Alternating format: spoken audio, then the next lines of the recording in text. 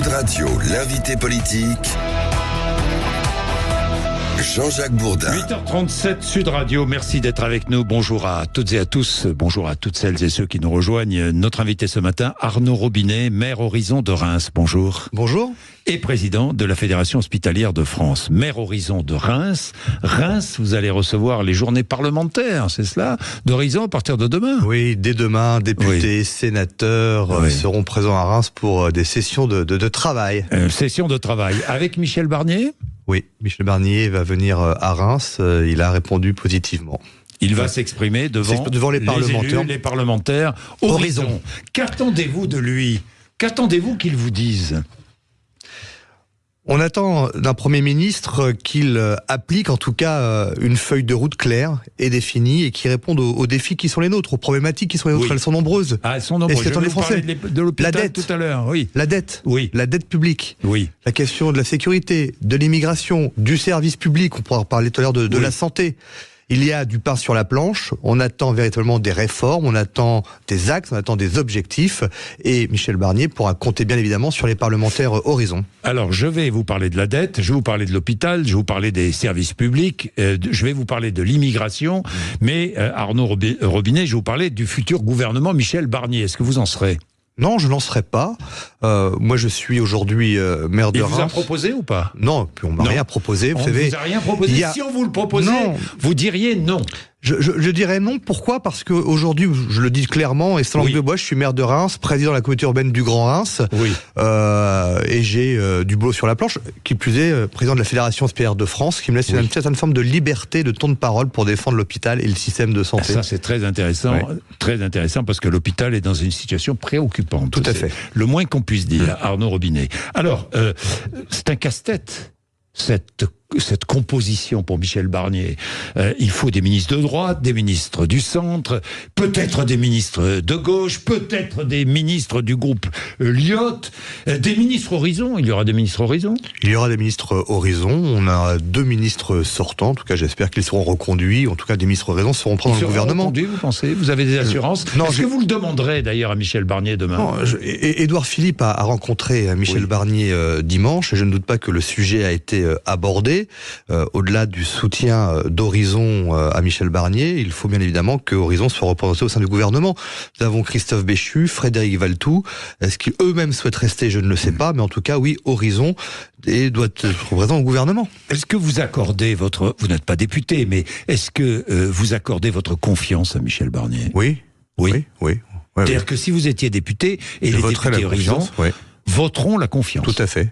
Oui, ça a été clair, sans hésiter, ça a été très clair. Vous savez, les parlementaires Horizon, du moins les élus d'Horizon, venons de la même famille politique que Michel Barnier.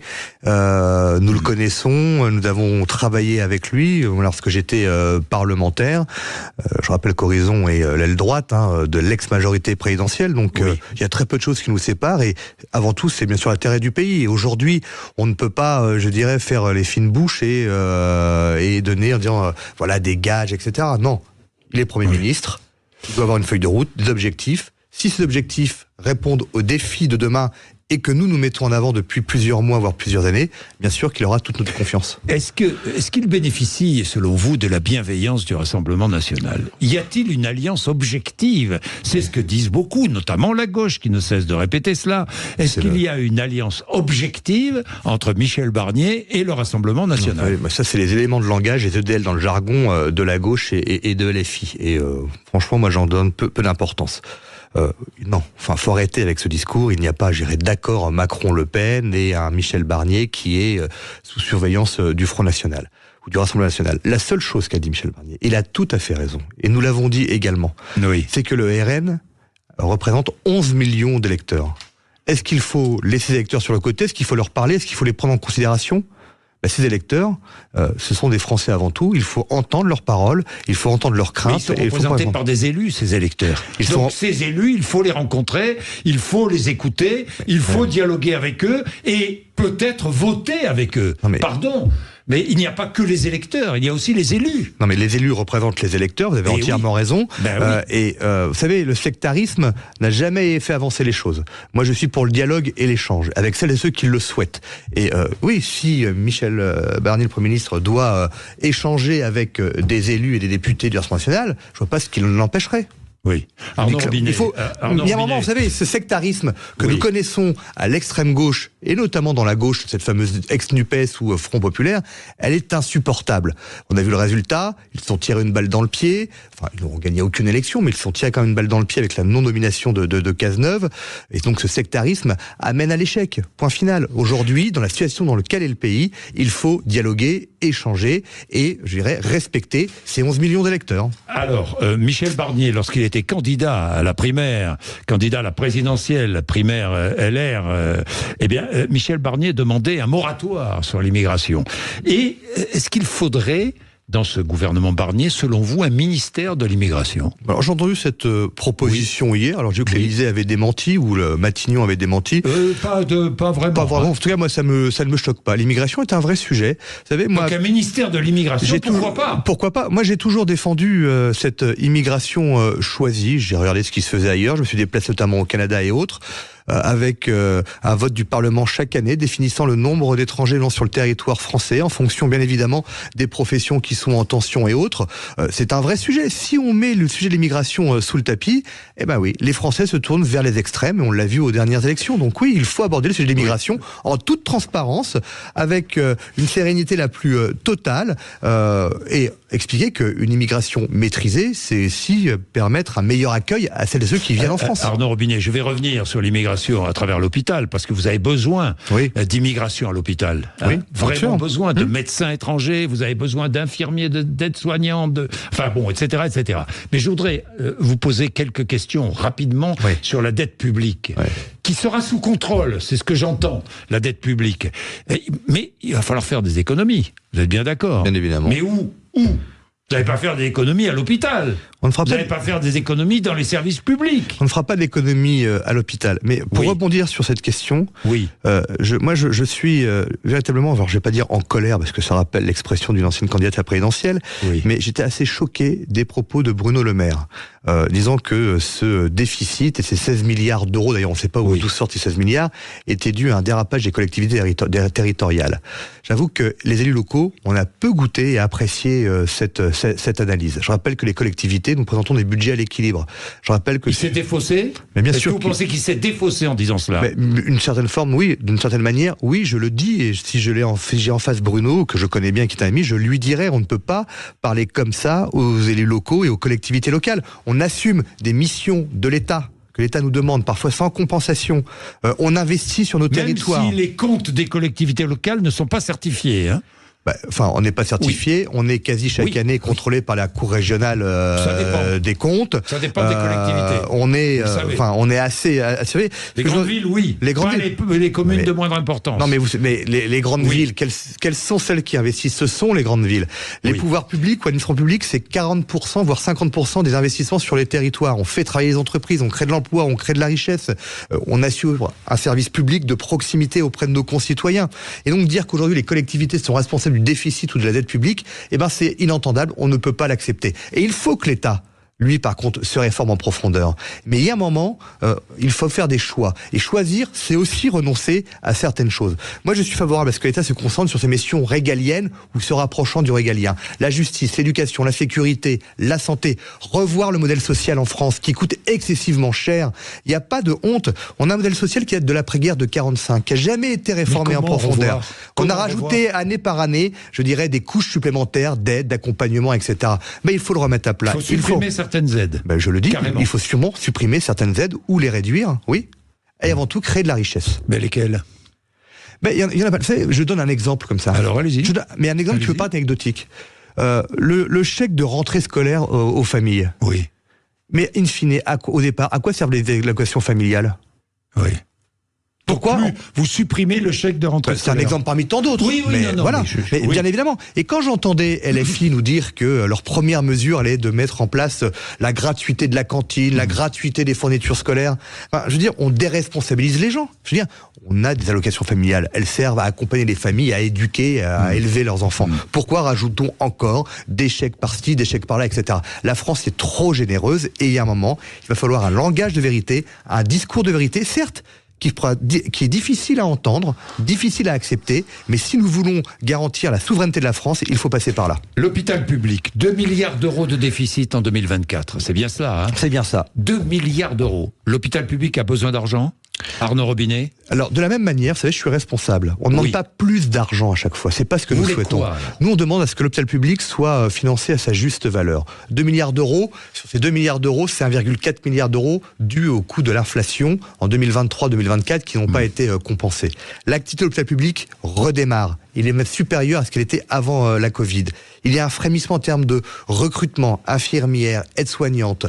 Vous arrivez à retrouver des infirmières, des aides-soignantes. Et aujourd'hui, mes échanges avec les directions des CHU ou les PCME, enfin les médecins, que ce soit en CH ou CHU, nous disent il y a une dynamique aujourd'hui en termes de recrutement d'infirmières et d'aides-soignantes.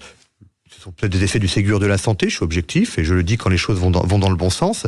Mais derrière, il faut être plus efficient. Et ce que nous demandons à la FHF, c'est que l'hôpital soit financé à sa juste valeur, par rapport aux missions qui sont les siennes. Je rappelle que l'hôpital public est ouvert 7 jours sur 7, 24-24, 365 jours sur 365 jours, qu'il assume totalement, et c'est normal, cette mission de service public de santé.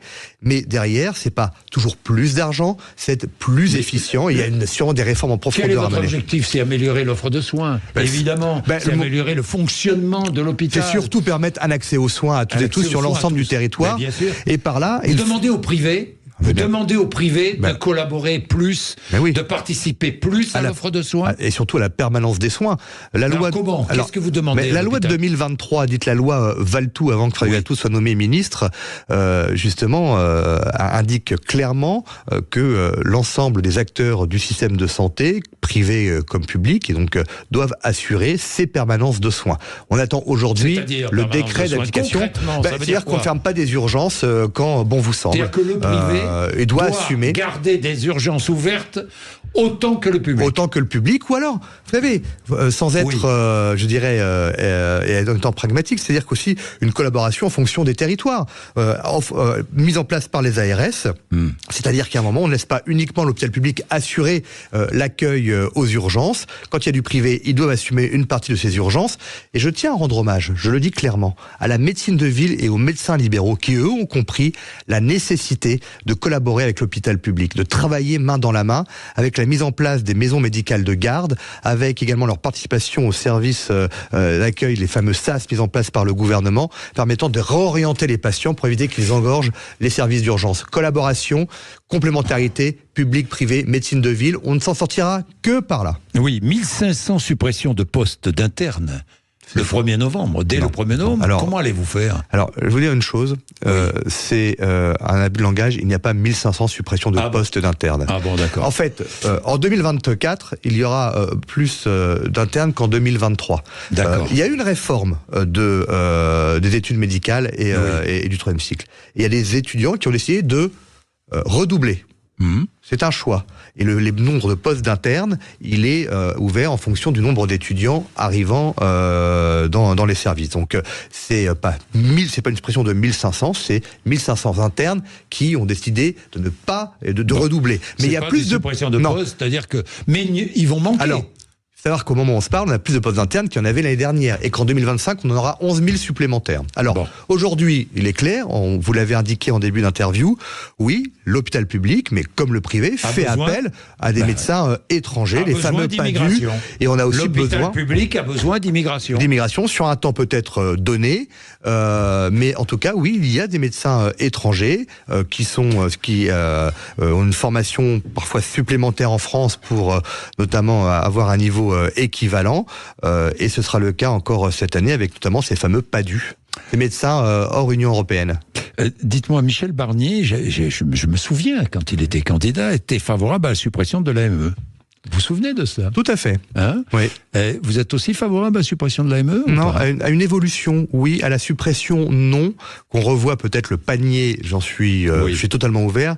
À la suppression, non. Pourquoi? Parce que après avoir échangé, j'avoue que j'ai évolué, je suis transparent sur le sujet. Oui. Après avoir échangé avec des médecins hospitaliers, il sera très difficile à des médecins hospitaliers de refuser de prendre en charge une personne étrangère pour une infection ou autre, etc. Et in fine, on parlait de finances. Qui va payer?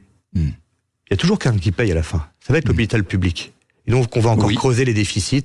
C'est vous qui allez payer. C'est nous qui allez payer. Donc voilà, revoir peut-être l'AME, son contenu, pourquoi pas, je suis ouvert. À la suppression totale, c'est, je pense, une aberration. D'ailleurs, regardons ce qui s'est fait en Espagne. Ils avaient supprimé leur système semblable à l'AME. Ils y sont revenus parce que derrière, il y avait une augmentation de certain nombre d'affections. Michel Barnier, première visite à l'hôpital Necker. Très bien. Ça a dû vous satisfaire. Bien sûr. Non, mais quand on l'a appris, c'est symbolique. C'est important. C'est important. Et il a parlé de la priorité accordée à la santé et au service public. Très bien. Mais vous lui demandez quoi ce matin pour l'hôpital? J'ai juste entendu dire qu'il a dit nous ne ferons pas de miracle. Et donc j'ai répondu, c'est pas des miracles que le système de santé attend, que l'hôpital public attend. C'est être considéré à sa juste valeur, c'est-à-dire permettre aux hôpitaux de continuer à investir, de continuer à recruter, parce que la mère des batailles, ce sont les ressources humaines, et il faut en avoir conscience. Et derrière, de réformer en profondeur le système de santé, le rendre plus efficient, sans forcément plus d'argent, le plus efficient, ne pas avoir peur de discuter avec les élus locaux sur des restructurations dans certains territoires, d'évolution d'établissements, on peut reparler des maternités, on peut reparler des urgences, etc. Véritablement, une réforme en profondeur, sans d'argent supplémentaire, mais juste un financement à la hauteur des actions et des missions de l'hôpital public. Bien, 8h53, la croissance des dépenses liées aux arrêts de travail. Je ne sais pas si vous avez vu ça. J'ai entendu ça hier soir. Vous avez entendu ça hier soir? Oui. C'est assez impressionnant et j'ai entendu le directeur de la CPM, de la CNAM, aborder le sujet. Moi, inquiet d'ailleurs. Il est inquiet et je trouve que c'est courageux de sa part de vouloir engager en tout cas. Ça coûte cher à la sécurité sociale. Ça coûte cher et donc ils vont contrôler. Alors sans invention, on va pas avoir entendu certains qui vont dire on contrôle les médecins, mais il peut y avoir des abus, bien sûr, d'arrêt de travail et autres. Et je trouve que c'est assez courageux, je dirais, d'aller chercher tous ces abus, parce que derrière, c'est de l'économie. Oui, autre chose, Arnaud Robinet, l'obésité et le surpoids en hausse. J'ai vu ça, c'est une enquête très intéressante qui a été publiée sur l'obésité des jeunes et des moins jeunes, d'ailleurs. En hausse en France, plus chez la femme que chez l'homme, d'ailleurs. Est-ce que ce sont des sujets qui sont abordés dans l'hôpital public, ces questions-là? Mais merci de me poser cette question. Oui. Pourquoi? Parce que il y a pas plus tard que 48 heures, on me posait la question de savoir, on parlait du gouvernement et des priorités de santé publique. Je disais l'obésité dans la population française, notamment chez les jeunes. Et je disais, les JO sont terminés, les Jeux Olympiques, Paralympiques, et pourquoi le ministère des Sports ne serait pas rattaché aussi, de cette manière, à ministère de la Santé, en faisant un axe de santé publique, tout ce qui est l'obésité et toutes les conséquences, diabète, hypertension et autres, etc. Et donc l'obésité, aujourd'hui, on le voit, c'est un véritable fléau dans notre société, et notamment chez les jeunes. Oui, il faut prendre. Donc vous seriez favorable à rattacher le ministère des Sports au ministère de la Santé? Aujourd'hui, oui. En donnant des aujourd'hui, voilà, on a fait de grands événements, on a organisé les JO, etc. Il reste 2 ans ou 3 ans au gouvernement et au président de la République. Et un axe, voilà, la lutte contre l'obésité, la prévention. Et quel est le meilleur moyen de prévenir l'obésité? C'est par l'activité sportive, notamment. Donc oui, sport et santé, c'est en tout cas étroitement lié. Merci Arnaud Robinet d'être venu nous voir ce matin sur l'antenne de Sud Radio. Maire de Reims, je le rappelle, est président de la Fédération hospitalière de France. Il est 8h55. Patrick Roger avec vous juste après les infos de 9h.